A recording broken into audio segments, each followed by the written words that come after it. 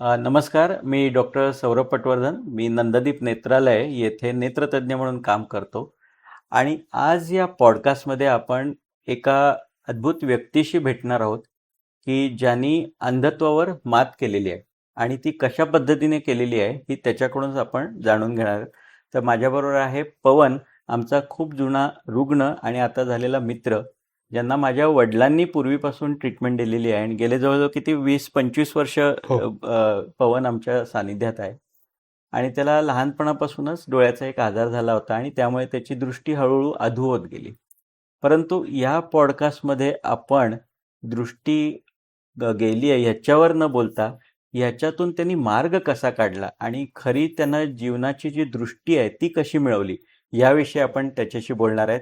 आणि त्याचे खूप खूप अभिनंदन, कारण नुकतंच त्याला राष्ट्रशक्ती मंडळ जे निमणीमध्ये कार्यरत आहे त्यांनी येरळाभूषण नावाचा एक पुरस्कार दिलेला आहे. तर हो. त्याबद्दल तुझे खूप खूप अभिनंदन पवन. धन्यवाद सर. आणि आज आपण थोडक्यात चालू करूया ह्या पॉडकास्टमध्ये. तुझी म्हणजे तुला पूर्वीपासून काय अनुभव आला, तुला नेमका काय त्रास झाला होता हो. याच्याविषयी ते थोडक्यात तू माहिती देशील का? चालेल सर. नक्कीच. माझं नाव पवन दत्तात्रय पाटील. मी निमणी गावचा आहे आणि लहानपणापासून मला थोडा मोठाच नंबर होता. नंतर परत माझं सर्व शिक्षण निमणी येथे झालं. माध्यमिक शिक्षण पंचक्रोशी विद्यानिकेतन निमणीमध्ये 2010 साली मी सर 10वी पास झालो. 2012ला स्वामी रामानंद भारती कॉलेजमध्ये माझं शिक्षण पूर्ण झालं आर्ट्समध्ये. आणि 2011मध्ये 31 डिसेंबर 2011मध्ये कॉलेजवरून घरला येताना धूळ गेल्यामुळे इन्फेक्शन झालं डोळ्यामध्ये. मग तिथून सुरुवात झाली माझ्या म्हणजे डोळ्याची खरं म्हणजे प्रॉब्लेम. नंतर तो व्यवस्थित झाला, म्हणजे पडद्याचं जे हे बाजूला गेला होता तो व्यवस्थित पूर्ण हे कव्हर झाला. परत 2016 साली माझं राजशास्त्रामध्ये BA पूर्ण झालं आणि ते करत असताना नंतर अचानक ग्लुकोमा हे झाला, ते डोळ्यामध्ये डिटेक्ट झाला. मग त्यामुळे माझी ऑप्टिक नर्व डॅमेज झाली आणि मला पुढं MSW करायचं होतं. पण ज्यावेळेस मी आबांना विचारायला आलो, मला असाच त्रास व्हायला लागला आहे, म्हणजे समोरचं लहान गोष्टी मला असं कमी कमी दिसायला लागलेत किंवा पुस्तकातील अक्षर अशी छोटी छोटी दिसायला लागलेत. त्यावेळेस आबांनी मला शिक्षण थांबवायला सांगितलं व नंतर आबांच्या सल्ल्याने मी पुणे येथे technical training institute, Pune blind men's association, Ramtekdi, Hadapsar येथे जे अंधांसाठी जी संस्था काम करते त्याच्यामध्ये कॉम्प्युटर कसा चालवायचा ब्लाइंड व्यक्तीने या संबंधात किंवा मोबाईल कसा वापरायचा याबद्दल तिथं मार्गदर्शन मिळतं. कॉम्प्युटरमध्ये जसे की जॉज, एनविडे यासारखे स्क्रीन रीडर सॉफ्टवेअर आहे सर. त्यानुसार आपण म्हणजे ब्लाइंड व्यक्तीसुद्धा आत्ता या टेक्नॉलॉजीच्या जगात स्वयंपूर्ण झाला या दोन ह्याच्यामुळे. आणि मोबाईलमध्ये पण आता जे स्मार्ट मोबाईल आलेत त्याच्यामध्ये टॉकबॅक हा नावाचा एक स्क्रीन रीडर आहे. तो सुद्धा म्हणजे नॉर्मल व्यक्ती जसा आपण मोबाईल वापरतो तसा ब्लाइंड व्यक्ती सुद्धा कोणतीही अडथळा विना एक स्वयंपूर्ण या टॉकबॅकमुळे बनलेला आहे. आणि मी सुद्धा सर तो घरी वापरतो, म्हणजे कॉम्प्युटर तर वापरतोच आणि माझ्या डेली रुटीनमध्ये मी मोबाईल पण वापरतो. ओके. आता हा जो तुझा पुण्यातला प्रवास होता, म्हणजे पुण्यामध्ये तू शिकलास त्यावेळी तुला थोडी दृष्टी होती का त्यावेळी? हो, त्यावेळेस मला थोडी दृष्टी होती. ओके. आणि जसे जसे पुढे तुला आणखी त्रास व्हायला लागला, मला वाटतं दृष्टी अजून तुझी कमी होत गेली. हो. ओके. तर बऱ्याचदा अशा वेळी काय होतं की म्हणजे एक निराशा येते. हो. कारण ज्यावेळी आधी आपल्याला त्या थोड्या दृष्टीची सुद्धा सवय असते हो. आणि ज्यावेळी एकदम दिसायचं बंद होतं, तर अशा वेळी तू कशा पद्धतीनं त्या गोष्टीवर मात केली? कारण खूप आपल्याला निराशा तर येते, बऱ्याच गोष्टी आपल्या रिस्ट्रिक्शन येतात की काही गोष्टी आपल्याला करता येत नाहीत. तर अशा वेळी तू कसं काय ह्याच्यातून मार्ग काढलास? सर मी 2016 पर्यंत दृष्टी चांगली होती माझी. नंतर कमी कमी होत गेली, म्हणजे मी पहिला गाडी वगैरे चालवायचं, परत मला गाडी चालवायचं पूर्ण बंद झाली. परत चालताना सुद्धा मला त्रास व्हायचा, म्हणजे काही वेळेस पुढून समोर येणारे काही गोष्टी म्हणजे गाड्या वगैरे सुद्धा मला दिसायच्या बंद झाल्या. नंतर मग असं डोकं खूप दुखायचं, कारण काचबिंदू असल्यामुळे प्रेशर सतत वाढत राहायचं माझं. आणि प्रेशर वाढले की चालताना खूप त्रास व्हायचा, फोकस राहायचं नाही. मग परत ते 2017ला मी पुण्यामध्ये गेलो. तिथे गेलो पण म्हणजे ते असं ऐकून सगळं हे करायला लागतं, म्हणजे ते जॉर्ज एनिवेडे सतत बोलत असतात ते. मग ते असं सतत हेडफोन लावले की डोकं खूप भयंकर दुखायचं. मग ते थोडं मग वेळ थोडा वेळ थांबवून मग पुन्हा मी ते चालू केलं. आणि 2017ला मध्ये 1 जुलैला ते माझा कम्प्लीट झाला कोर्स. ते मी पूर्ण करून आलो पुन्हा इकडे. आणि परत 2018च्या नंतर परत भरपूर म्हणजे डोळ्याचं आणि पुन्हा वाढत गेले. बरोबर. परत ग्लुकोमा म्हणजे सतत प्रेशर असं सतत वाढायला लागलं. बरं. आणि 2019ला जुलै नंतर म्हणजे भरपूर म्हणजे वाढतच झाली. आणि सप्टेंबर ऑक्टोबरमध्ये पूर्णच हे झालं म्हणजे. आणि त्यावेळेस एवढं नैराश्य आलतं की म्हणजे आता काय करू आपण, म्हणजे आता थांबू का नको या जगात, असं पूर्ण हे झालं. पण ज्यावेळेस ह्या माझ्या संघर्षाच्या काळात माझी आत्या सुशीला पाटील हिनं सुद्धा मला भरपूर सपोर्ट दिला. म्हणजे प्रत्येक माझे ऑपरेशन असू दे, नाहीतर कुठे जायचं असेल तर ती सोबत यायला लागली माझ्या. बाहेर पडण्यावर माझा अडथळा निर्माण झाला. आणि ज्यावेळेस मला पूर्ण दृष्टी केली त्यावेळेस मी आपल्याने आबांची भेट घेतली. त्यावेळेस आपल्या माध्यमातून माझा एक मित्र आलता, सूरज सुतार म्हणून. त्याला सांगण्यात आलं की ह्याला एकट्याला सोडायला नको, सोडू नका. मग त्या मित्राने जवळजवळ 15 दिवस मला तो त्याच्यासोबत जायला लागला, घेऊन जायला लागला. मग तो पण कसं सुतारकाम करतो, पण तरी पण त्यांनी ते काम थांबवून मला ह्यातून बाहेर काढण्यासाठी त्याची पण भरपूर मदत झाली. तसेच माझे अनेक मित्र आहेत, त्यांनी सुद्धा मला भरपूर सपोर्ट दिला. कारण मला मोबाईल चालवता येत नव्हता. कारण अचानकच दिसायचं पूर्ण बंद झाल्यावर त्यावेळेस मला हे माहित नव्हतं की म्हणजे स्मार्टफोन हे. हा, म्हणजे त्यावेळेस माझ्यापाशी स्मार्टफोन पण नव्हता. नंतर मी घेतला 2020 साली. मग ते हे करायला लागल्यावर मग थोडं म्हणजे बदल होत गेला माझ्या ह्याच्यात. हा, म्हणजे हा जो सुरुवातीचा काळ होता जिथं अचानक सगळं बंद होतं दिसायचं, बरोबर ना, हा खूपच अवघड काळ असतो.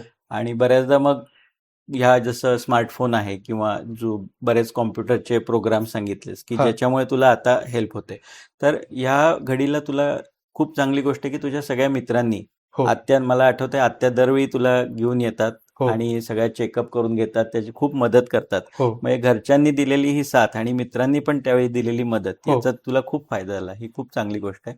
पण तरी सुद्धा एक मनातून पण एक जिद्द हवी असते, बरोबर की जी तुझ्यामध्ये आहे. कारण बरेच मी पाहतो पेशंट की ज्यांना दिसायचं कमी झालं की ते मनानंच हरून जातात आधी, याच्यातून मार्ग काढायलाच ते शोधत नाहीत. म्हणजे बाकी लोक मदत करायला तयार असले तरी ते घेत नाहीत मदत त्याची. पण तू मात्र, हे तुझं क्रेडिट आहे की तू याच्यातून मार्ग काढलास. आणि यावेळी तुला जे वेगवेगळे इक्विपमेंट आहेत किंवा डिव्हायसेस आहेत, हे शिकताना काही तुला अडचण आली का? आणि त्यावेळी तुला कोणी कोणी हेल्प केली याच्यामध्ये? सर, हे म्हणजे शिकताना खूप अडचण आली. 1 महिना तर मला ह्याचा आवाजच कळत नव्हता. म्हणजे ते जॉर्ज एनिविडे असेल किंवा मोबाईल मधलं टॉकबॅक असेल.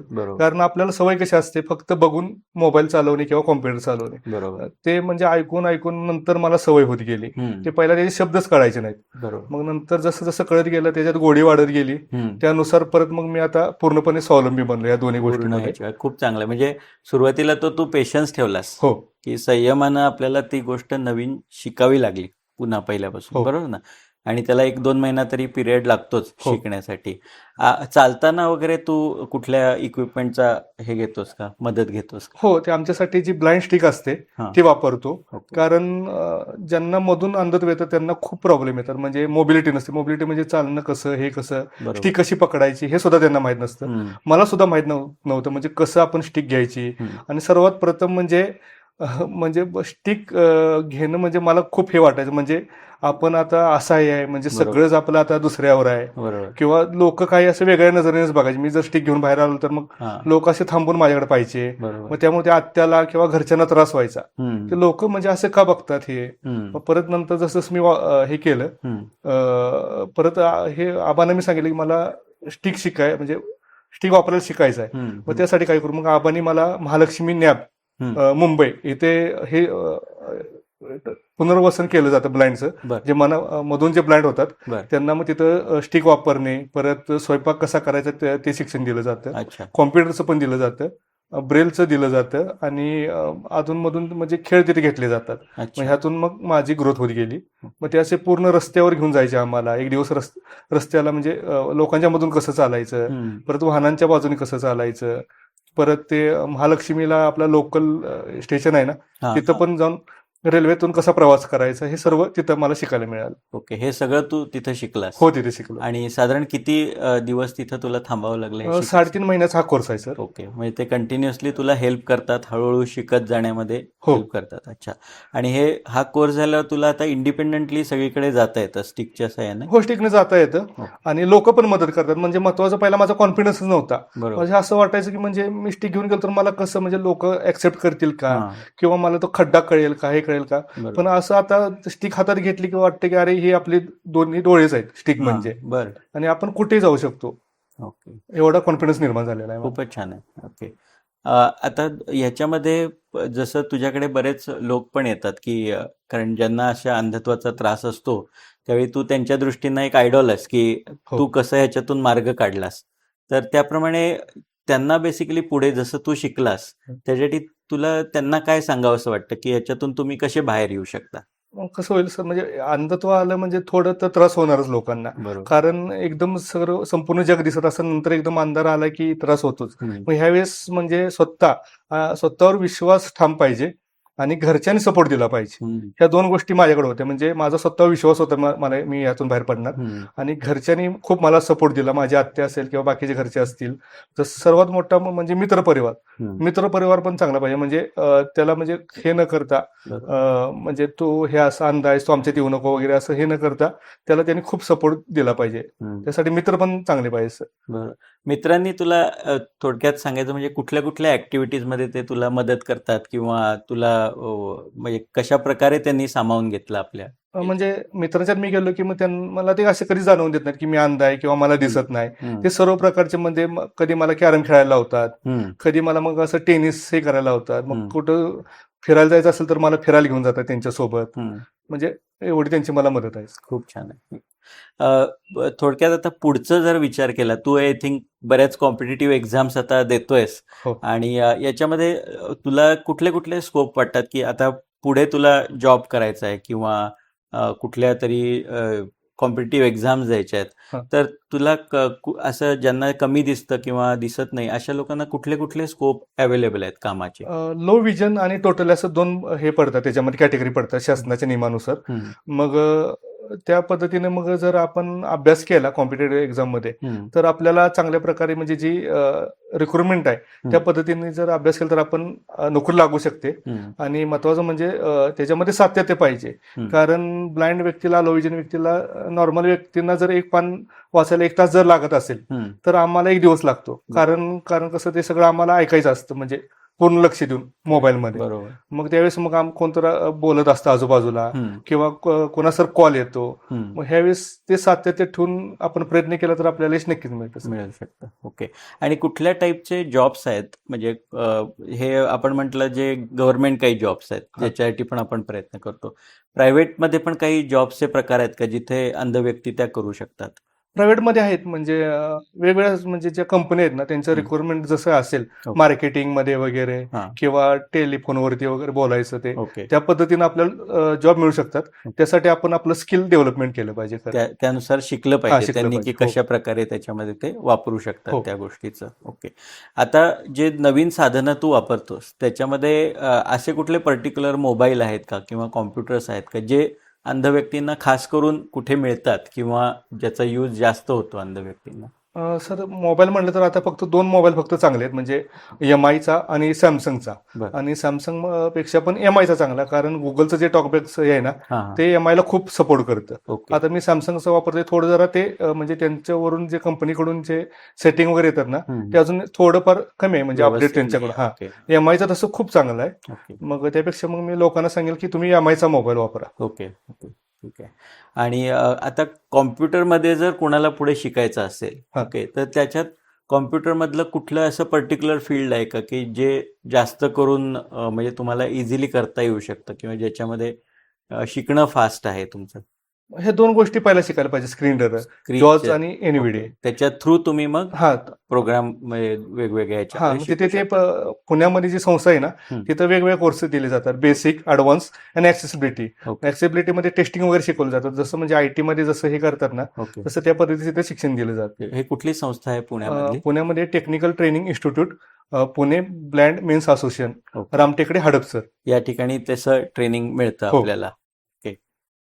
पवन, तू इथे आलास आणि आम्हाला एवढी सगळी माहिती दिलीस, आणि नक्कीच आपले जे पॉडकास्ट ऐकणार आहेत हो. त्यांना तुझ्याकडून एक मोठी आशा मिळणार आहे, एक उमेद मिळणार आहे. हो. की नाही? की कारण बऱ्याच लोक मी पाहतो ज्यांच्याशी मी बोलतो, OPDला खूप पेशंट येतात, बऱ्याच लोकांना एक आशा असते. तुला माहिती आहे की मी जवळजवळ आता 27 वर्ष झाली मेडिकल फील्डमध्ये आता मी काम करतो. हो. तर सगळ्यात माझं एक मोठं दुःख असं आहे की अजून सुद्धा मेडिकल सायन्स परफेक्ट नाही आहे. म्हणजे काय, आम्ही 100% लोकांना मदत नाही करू शकत अजून सुद्धा, बरोबर ना? आता हे खरं सत्य परिस्थिती आहे, बरोबर. पण काही वेळा हे सत्याचा सामना करणं हे फार कठीण काम असतं, बरोबर. हो. आणि हे तू केलेलं आहेस, ही सगळ्यात मोठी माझ्या दृष्टीनं तुझी विजय आहे. आणि तुझ्यामुळे आता ह्या पॉडकास्टच्या द्वारे जे जे लोक ह्याचं ऐकतायत किंवा हो. बघतायत त्यांना सुद्धा मी हेच सांगू इच्छितो की पवननं जसं केलं तसं फक्त दृष्टी गेली म्हणून सगळं जग संपलं नाही, तर त्यानं जगण्याची एक नवीन दृष्टी त्यानंही घेतली आणि तो आपल्या सगळ्यांनाही देतोय. तर याबद्दल पवन तुझे खूप खूप धन्यवाद. तुला जो आता पुरस्कार मिळाला आहे त्याचे अभिनंदनच. आणि मला माहिती आहे की तू अजून बरेच पुरस्कार पण जिंकणार आहेस आणि हो सर. बऱ्याच गोष्टी आयुष्यात खूप छान करणार आहेस. हो सर. त्यामुळे जरूर पुढच्या वर्षी पण आपण नक्की भेटू. हो सर. त्यावेळी कदाचित तू अजून नवीन माहिती आम्हाला देशील जी बाकी पण लोकांना खूप मदतीची होईल. हो सर. पवन, थँक्यू व्हेरी मच. तुमच्या धन्यवाद सर. आत्या पण आल्यात आणि हो. आत्या तर खूप खुश आहेत. आणि मला माहिती आहे की तू जसं म्हणालास घरातल्या लोकांचा, Yes. आत्याचा आणि मित्रांचा इतका चांगला तुला सपोर्ट मिळाला, हो. ही सुद्धा खूप मोठी गोष्ट आहे. आणि मला वाटतं समाजातल्या सगळ्या लोकांनीच हे लक्षात ठेवलं पाहिजे की असं जर कोणाला त्रास होत असेल तर आपण सुद्धा पुढे येऊन त्यांना मॅक्सिमम मदत केली पाहिजे. हो. आणि त्याच्यामुळे त्यांचाही खूप त्याला मदत होतेच, Yes. पण आपली सुद्धा एक आशा, उमेद जी आहे किंवा आपला जो लोकांवरचा विश्वास आहे तोही वाढतो. आता या पुरस्कारामुळे पण सर मला एक जिद्द निर्माण झाली Yes. किंवा आत्मविश्वास निर्माण झाला की म्हणजे आपणही काही करू शकतो. जरी आपल्या समोर अंधार असला तरी आपण समाजाला एक दिशा दाखवण्याचा प्रयत्न आपण आपल्याकडून केला जाईल. करेक्ट. यासाठी मी हे नाही, करेन मला सर. माहिती आहे, मी बऱ्याच माझ्याकडे जे पेशंट येतात बऱ्याचदा यंग मुलं असतात, मुली हो. असतात, तर बऱ्याचदा मी पवनचा नंबर देतो, कॉन्टॅक्ट हो. देतो की तुम्ही याला भेटा एकदा, कारण हा या सगळ्यातून गेलेला आहे आणि तो त्याच्यातून पुढे गेलाय आणि तो हो. करतोय किती चांगली कामं. तर आणि मला बरेच लोक येऊन सांगतात की मी पवनला फोन केला आणि मला त्याच्यामुळे खूप बरं वाटलं आणि आम्ही पण आता पवनसारखं आपल्या पायावर उभायचा प्रयत्न करणार आहे. तर पवन, तू खूप छान करतोयस काम हो. आणि असंच करत राहा आणि त्याच्यामुळे सगळ्यांचा हो. खूप फायदा होणार आहे. Yes. खूप खूप धन्यवाद. आपण पुन्हा लवकरच हो, भेटू. हो, सर. पवन, ओके. आपलं पण मार्गदर्शन असंच राहू दे सर माझ्या पाठीमागे. थँक्यू. धन्यवाद सर मला इथं बोलवल्याबद्दल. थँक्यू पवन. येस, धन्यवाद. नमस्ते.